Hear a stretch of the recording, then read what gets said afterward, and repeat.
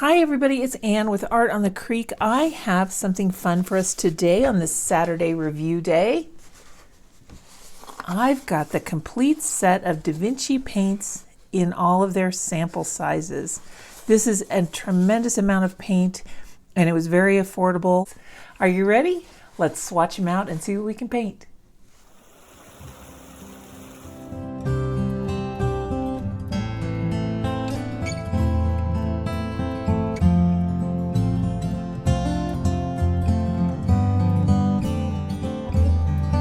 Da Vinci paints, they've been around. They are a company in the United States. They've been around for a while, not too long though. It looks like in about 1975 they started with 56 professional oil colors, and now they offer watercolor oil paints, heavy body acrylics, fluid acrylics, and gouache. So I really enjoy trying new paints, and these are available in 120 colors and 3 tube sizes. So that's a nice thing. You can get the tubes in different sizes, which I really like. In 1975, they came out with some oil colors in California, and since then now you can get watercolor, oil paints, heavy body acrylics, fluid acrylics, and gouache. And it says here they're carefully crafted in small batches for 3 generations. Da Vinci watercolors have unmatched performance, quality, and value, and they have more than 120 colors. So that is a lot of a good selection for you. And they do have a high concentration of premium pigment for maximum vibrancy, made with responsibly sourced pure gum arabic. And they have a proprietary 2-in-1 formula with amazing re-wetting properties, which is why I wanted to try them. Because as you know, in my ever dry Colorado climate, I am looking for paints that re-wet completely easily. So let's see, what does it say on this side? Our colors represent who we are and what we do. This is kind of a mission statement, I think. We immerse ourselves in making perfect batches of paint every day, so you too can have the full freedom of artistic expression without compromise. We hope you enjoy using our products as much as we enjoy making them. So do I, Da Vinci Paint Company. So do I. I'm looking, I don't need anything here. I was going to look for something to open that, but I don't need anything. First of all, this packaging, I love it. I think that it is marvelous to use this kind of egg carton paper to house these samples. You know, usually when you get a dot card, it's just a little card. But here, wow, that's a pretty generous sized dot. And look at the light fastness on these. 1 is excellent and 2 is very good. Several in this first of 5 trays alone have a light fastness rating of 1. Overall, there are 66 in this sample set that have a light fastness rating of 1, and 43 have a light fastness rating of 2. Only one of them, and that is the Opus Vivid Pink, is not rated. So there's the first tray, and it goes from titanium buff to permanent red. Whoops, wrong side. Here's our second tray, where we pick up with cadmium red and go all the way to mauve, or mauve, however you want to say that. Boy, these are some beautiful colors. I'm just going to set them right on top of each other like this, and we'll just keep going here. Next, we have the blues going into the Viridian green. Starts with ultramarine violet and goes all the way to Viridian green. Look at that cobalt turquoise. It is a PB36, so it should be granulating. I'm trying to figure out what their code is for granulation, and they don't list it. They do list transparent, semi-transparent, semi-opaque, opaque, and then the price series. That typically just means the cost to manufacture, so that cost would then, of course, be reflected onto the customer.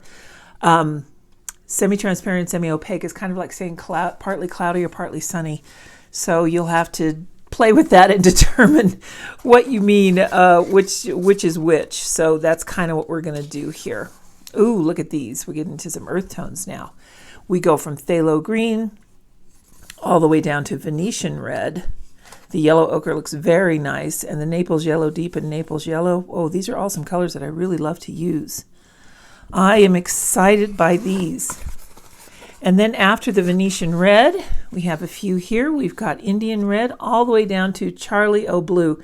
This is a great paint, and I'm so excited to get this because I just love Charlie O'Shields. He does doodle washed. I'll put a link to the blog down below. You might already be following him on Instagram, but his blue here is kind of his signature color, and I'm really excited that it came with this set. I will go ahead and get this the swatch sheets prepared, and then we'll swatch them out and see what they look like. I've got this all ready to go here. Let me just grab a paintbrush to do our test with. We'll use a silver black velvet today. I've got a number 8, and I'll just get it wet and we'll go into the Titan Buff. We'll just do that first thing. Now don't worry, I'm not going to bore you by watching me swipe out 110 different colors. I'll try and skip through this as much as I can. I do have it on double speed. The Titanium Buff of Daniel Smith is a little bit more opaque than this, and that's the one I'm used to. So this one is kind of sheer.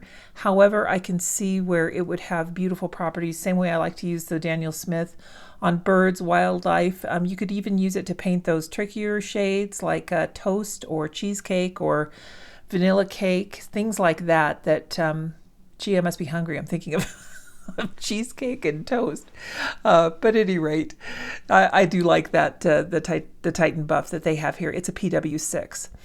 And their range of yellows here is very nice. I think that my favorite one of all of these, oh gosh, it's hard to say. I really like that Nickel Titanate yellow, and they also have a Da Vinci yellow that's quite lovely. I like the range of yellows because a lot of times, at least what I have seen, the yellows tend to kind of just either be warm or cool. These yellows kind of tend to span the gamut of values between those, the warmness and coolness of yellows, if you will. The warmer yellows, when we get in between the yellow and reds, in my initial swatching, I kind of felt like they were all kind of a little bit the same though.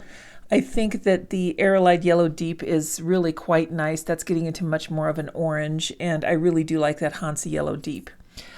When you get into the reds, though, that's when I really had a lot of fun. Soul Shine is one of my favorite colors. I really like that. The Cadmium Orange is beautiful. There is plenty to be said for the Vermilion and the Da Vinci Orange. There's just so many colors in here that I really enjoy on this first palette.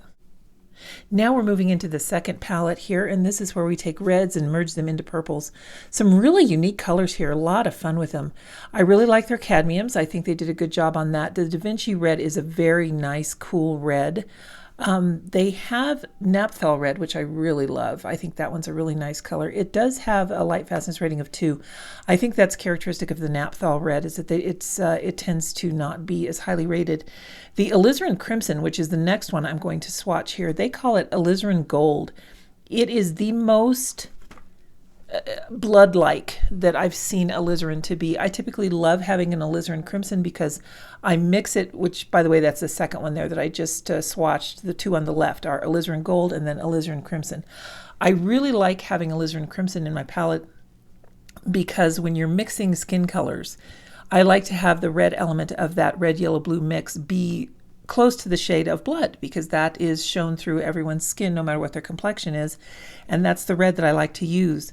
But the alizarin gold here is a little more adept at that than the alizarin crimson that I'm using right now, and their alizarin crimson is a quinacridone, so that also is really kind of fun. They've got a lot of quinacridones in here. The only one that is not rated at all for light fastness is the Opus Vivid Pink, and that's a lot like Opera Rose. They do say it's PR122 and red dye. So since it does have a dye in it, they're not going to give it a light fastness rating because of course dyes don't last as long.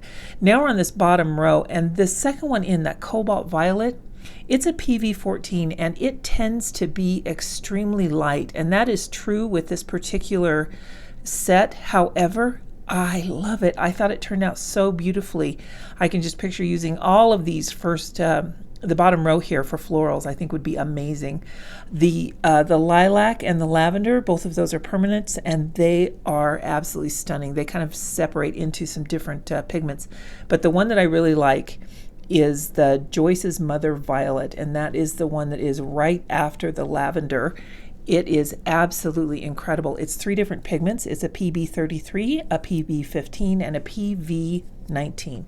So there are a couple of paints in here that they worked with Joyce Hicks to help create, and Joyce's Mother Violet, and then we'll come up on in a couple palettes down there is a Joyce's Mother Green, and all of those are triple pigments that separate in. Now this one here, the first one on the left there, is Artemis. That one is exactly like Daniel Smith's Moonglow, meaning that it has the exact same pigment configuration. So you will notice that it will separate into its three separate pigments, which is PG18, PB29, and PR177. That's exact same formulation that Daniel Smith uses for the Moonglow, which is so popular, but of course it's going to have slightly different properties. I found it to perform almost identically to Moonglow. I really do like it. The one next to that is the Indigo, and I just pointed it to there with my brush. Sorry, it's going back kind of quickly, but the second one on the row that I'm working on now there, that's their Indigo. When I first applied it, I thought it looked very blue, very teal, but it does dry to a nice, almost a denim color. Very, very nice. The Prussian Blue is a little bit more, it's almost more like a phthalo for me. It's a little bit more green than I'm used to seeing in the Prussian Blue. However, that's not a negative. I certainly do enjoy it. Now on the last row here, when we get to that, I'm coming up on one of my other favorite colors in the set. By the way, let me first mention the ultramarines. They have a French ultramarine red shade and an ultramarine blue and an ultramarine green shade. So those of you who are ultramarine fans like me, you'll be very happy. Now the third one in here, we're working on Prussian Blue. That's that first one there. And now this one here is the Phthalo Turquoise. Now this one, the one I'm doing right now, this is Sea Glass. It is PB15-4 and a PG7. It is so beautiful. And that's one of the ones I have on my list that I would really like to get and have in a palette of my own. I have found that using these as they are in the dots is a little bit challenging because of the paper nature of the palette. However, I like the paints, so I think it's worth continuing to proceed with the swatching. I'm just making sure that I'm counting correctly on my naming system here so that I can refer back to things correctly and figure out where I wrote the name of each color at the beginning of each row, so I will know what it means. And I do save all these swatch sheets and kind of refer to them as I'm continuing to paint. So let me go ahead, look at how clear these colors are. They're just really beautiful in their translucence. Now we'll go on. We've got a couple to do here in this box number 3 that we're working on. There we go. We've got them down, Phthalo Green and Viridian Green. And now we'll start with the box that I call the Earth Tone box. And this one starts with a Phthalo Green Yellow shade. One of the greens in here, there's several greens in here that I am just blown away by. The first one is coming up, and it is the Perylene Green. I think it's this one right here, yeah.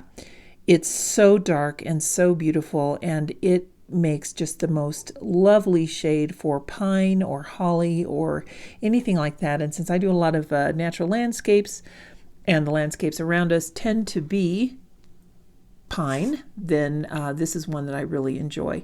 And these last 4 greens here, I love all of them.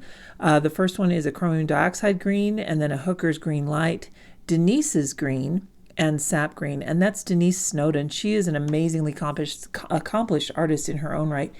And yeah, that Da Vinci's kind of known for working with artists to create curated palettes, and they're just so much fun. The olive green is very, very nice. I actually like this one better than M. Graham's olive green because it's a lot more transparent. It's a semi-opaque. And then that second one is the Joyce's Mother Green, and that one is made of PG7, PBR7, and PY42, so it'll give you some really nice separation. I always love a good green gold. There's the leaf green, and then this one is one of my favorites also, this Nickel Azo Yellow. I just think it has such a vibrantly warm light coming from it that I tend to use that one quite a bit. I'll use it for painting firelight or sunsets, any kind of glow that's coming from a candle or inside a home on a dark scene. So anything like that where you really want to have some warm, inviting light, I think that's a wonderful, wonderful option for you. Now we're getting into the sienna. We've got raw sienna, gold ochre, and now this one here is a raw sienna deep. Really some neat earth tones in here, just some ones that I haven't really seen. Here we have a raw umber natural and a burnt sienna, and both of these are PBR7. And then we come into a burnt sienna deep, We'll get into that here. Yeah, I think that's this one right here. And that one is a PR 101. Now that's my least favorite burnt sienna. I like it when it's a PBR 7. This one isn't too red though, but I think it's better when it leans more brown. And then we'll finish out this palette with the terracotta and the Venetian red. And now we'll start the final palette, and that one begins with Indian red, which is also a PR 101, and they do a nice job of that one. I really like that. And then we're going to go into quinacridone brown madder. It reminds me a lot of Daniel Smith's quinacridone rust. That's another one that I have, but this one, this is my absolute favorite. It's also a PR 101. This particular paint, and I want to zoom in so you can really see how gorgeous it is. It's a violet iron oxide. Like I said, it's a PR 101. It is transparent, light fastness level 1. I have been unable to mix exactly this shade. I will definitely put this on my must-purchase list from Da Vinci. I mean, to be honest, those are some of the most beautiful earth tones I've ever seen. The one complaint or downside that I would see with this palette is I feel like, despite its wide array of earth tones, I feel like it's lacking for some browns. I would have liked to have seen a Van Dyke brown. That would have been nice. I just think that there could have been a little more browns in there. They do have a sepia though, which is nice. That one is kind of unique though. This is their neutral tint. I really like their neutral tint. The one I typically use is M. Graham, and it lends purple. This neutral tint is a PBK 6, a PB 15, and a PV 19. Next to that we have the Payne's Gray, which frankly is a little bit blue for me, but once again, it dries differently. These have a real strong tint shift when they dry on some of them.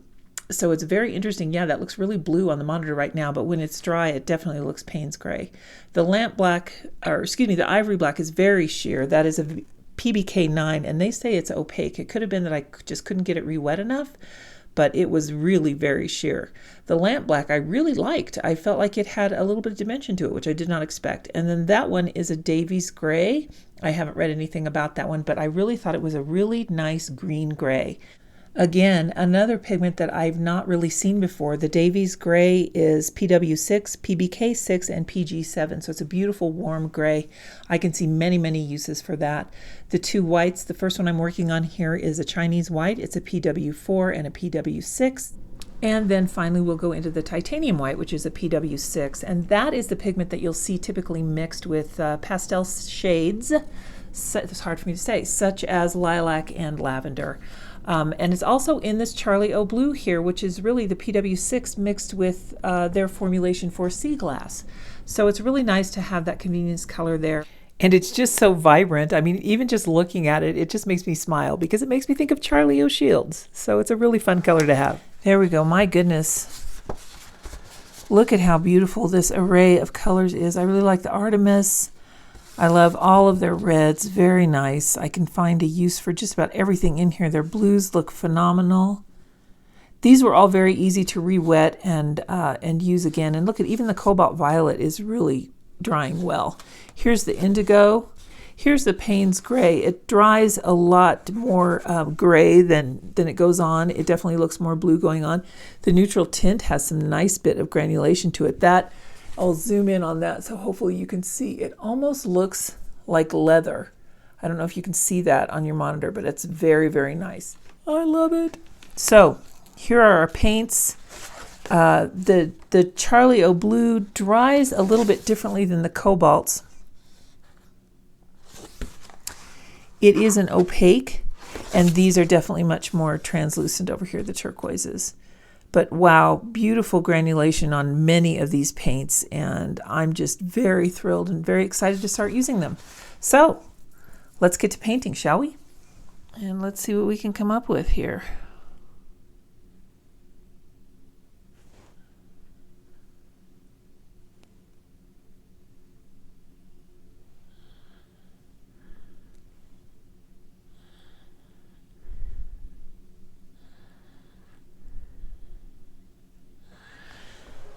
Well, that's very nice. Very transparent. Let me try some of this. Whoops, that's not exactly clean. Some of the Charlie O Blue. Let's try making a flower with that one.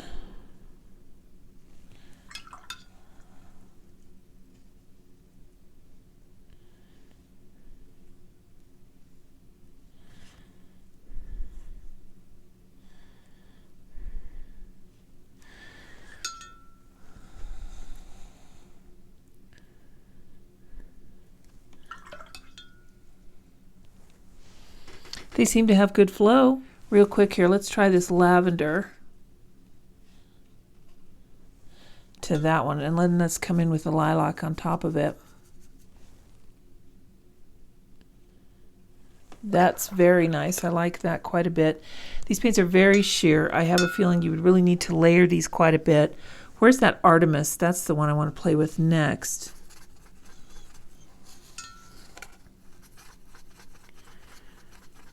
I want to get a bigger wash of this one so that you can see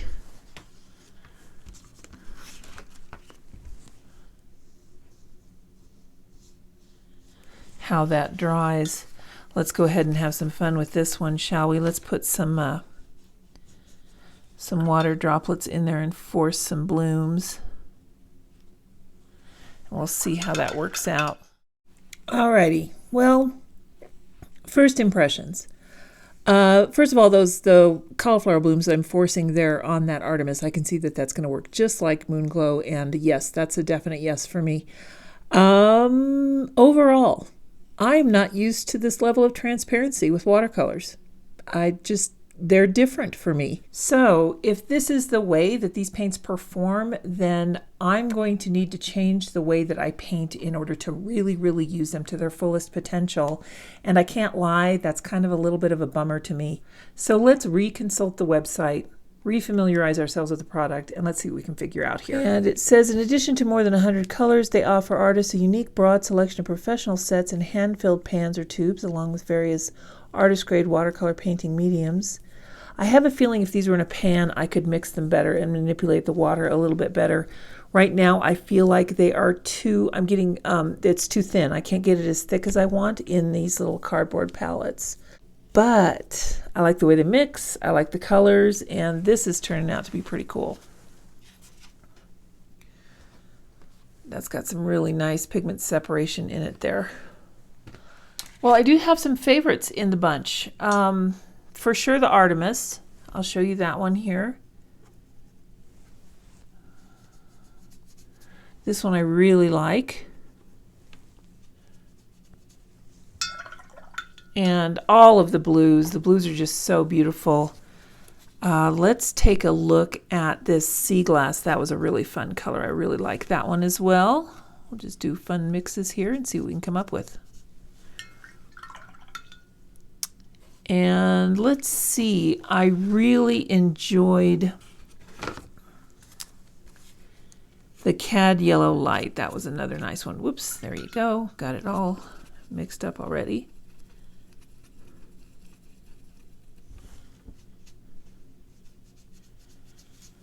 That one's already blended in with the turquoise, not what I wanted.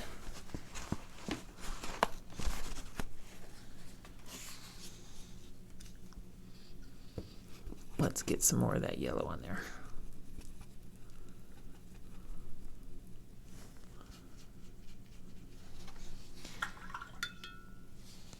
And then as far as the reds go, you know, these the Cad Red Light and this Cadmium Scarlet was one of my favorites. Let me put that one in there.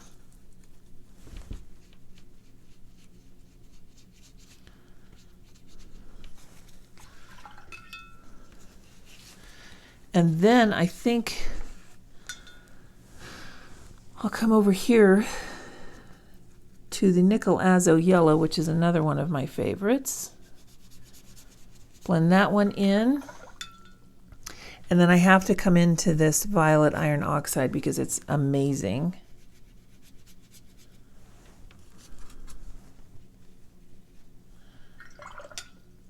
And some of the greens I really liked. Here is this Chromium Dioxide green. That is just beautiful. And the Perylene green. Really love that one. Their yellow ochre is quite nice.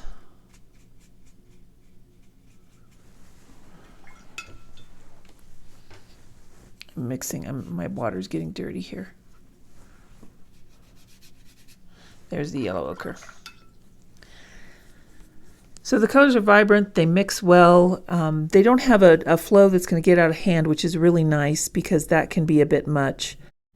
Overall, the biggest takeaway for me here with this set of samples is that they have an incredible palette. There are so many choices, lots of colors to fall in love with. Very impressed with the color selection, very impressed with their partnerships with artists and how they make curated palettes.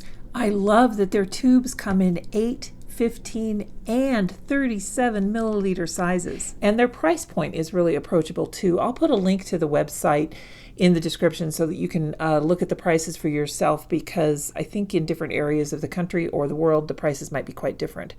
So I'll let you guys consult that and see how you want to spend your money. But going forward, I'm really going to be looking forward to painting with these. I think that there's an awful lot of potential here. And yeah, I'm really curious to try more of the Da Vinci paints. In fact, I think I've got a list, and there are a few that I really want to start getting and create a palette of my own. Thanks so much, you guys. I hope that this little review and initial impressions was helpful to you. And if you'd like to see more of these Da Vinci paints in action on an actual painting, next Thursday the 27th, I will be using them in an ink and wash of a beautiful Colorado sunset. Hope you guys have a great week. We'll see you next time. Bye now.